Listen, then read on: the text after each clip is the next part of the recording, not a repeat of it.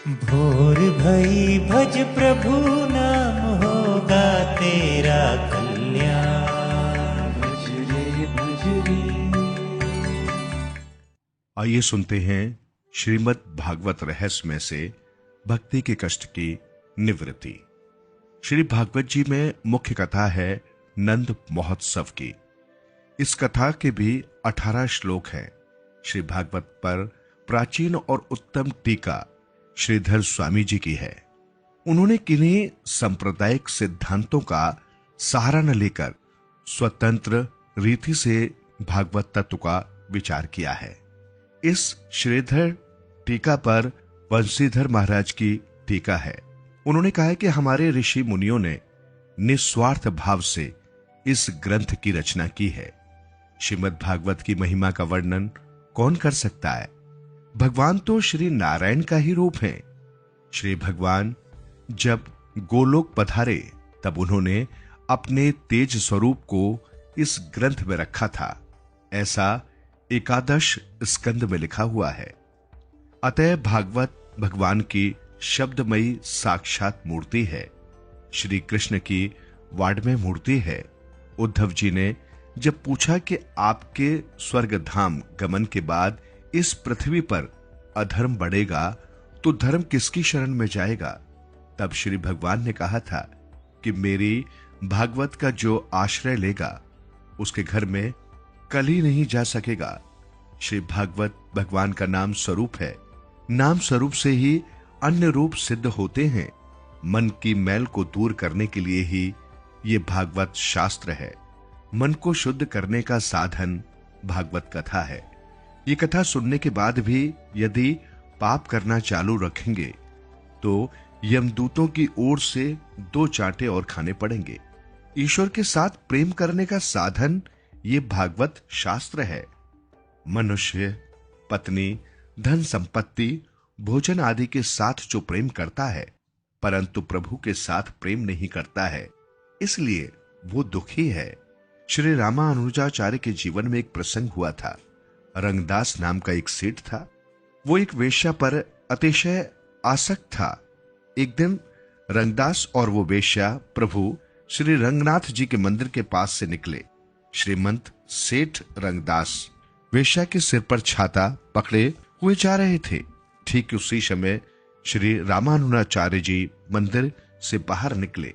उन्होंने ये दृश्य देखा। ये भी ईश्वर के ही जीव है। यदि ये भी ईश्वर से मिल जाए तो उनका भी उद्धार हो जाए, ऐसा सोचकर वे उनसे मिलने गए। रास्ते पर जाकर वे उस रंगदास से मिले और बोले कि आप इस वेश्या से जो प्रेम करते हैं उसे देखकर मुझे बहुत आनंद हुआ। अस्थि और विष्ठा से भरी इस स्त्री से तुम प्रेम करते हो। इस स्त्री से तुलना में मेरे प्रभु श्री रंगनाथ जी अति सुंदर हैं। इस स्त्री से जैसा प्रेम करते हो ऐसा प्रेम प्रभु से करो। प्रेम करने योग्य तो एक परमात्मा ही है। ऐसा कहकर उन्होंने रंगदास को एक चांटा मारा। रंगदास की वहां समाधि लग गई। उसे श्री रंगनाथ जी का दर्शन हुआ। उस दिन के बाद रंगदास ने किसी स्त्री से प्रेम नहीं किया। मनुष्य अपना प्रेम पात्र हर क्षण बदलता रहता है परंतु कहीं भी इसे संतोष और शांति नहीं मिलती है। बाल्यावस्था में माता से प्रेम करता है, कुछ बड़े होने पर मित्रों से प्रेम करता है, विवाह हुआ तो पत्नी से प्रेम करता है, लेकिन कुछ समय बीत जाने के बाद अपनी उसी प्यारी पत्नी का तिरस्कार करने लगता है और उससे कहता है कि तेरे साथ विवाह करके मैंने बड़ी भारी भूल की है। उसके बाद वो पुत्रों से प्रेम करता है, उसके बाद वो धन से प्रेम करता है। प्रेम पात्र बदलते रहते हैं, इसलिए ईश्वर को ही प्रेम का पात्र बनाओ, जिससे प्रेम का पात्र बदलने का फिर प्रसंग ही ना आए। श्री भागवत शास्त्र बार बार सुनोगे तो परमात्मा से प्रेम बढ़ेगा। आजकल लोग भक्ति तो बहुत करते हैं परंतु भगवान को साधन और सांसारिक सुखों का साध्य मानकर, इसलिए भक्ति सार्थक नहीं होती और लोग दुखी होते हैं। श्री भगवान को ही साध्य मानो, संसार के सुखों को नहीं। कथा में हास्य रस गौण है। कथा किसी को हंसाने के लिए नहीं है। कथा तो ईश्वर को प्रसन्न करने के लिए है। श्रोताओं के हृदय में जो शोक जागृत करे वो शुद्ध कथा शुद्ध हृदय से रोने के लिए है। मेरा आज तक का जीवन निरर्थक ही निकल गया। आदि भाव हृदय में जागे तो ऐसी कथा का श्रवण सार्थक हुआ। कथा सुनने के बाद पाप न छूटे और वैराग्य उत्पन्न न हो तो कथा का श्रवण किस काम का। श्री भागवत के दर्शन से, श्रवण से, पूजन से पापों का नाश होता है।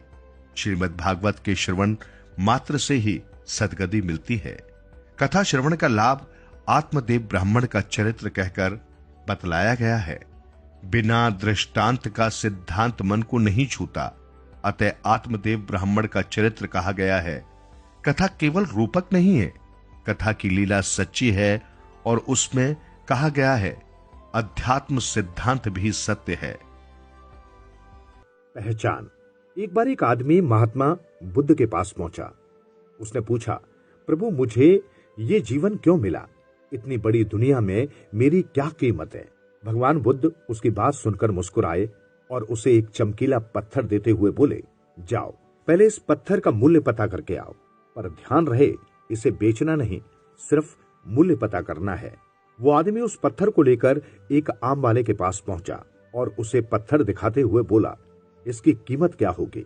आम वाला पत्थर की चमक देखकर समझ गया कि अवश्य ही ये कोई कीमती पत्थर है, लेकिन वो बनावटी आवाज में बोला, देखने में तो कुछ खास नहीं लगता, पर मैं इसके बदले 10 आम दे सकता हूँ।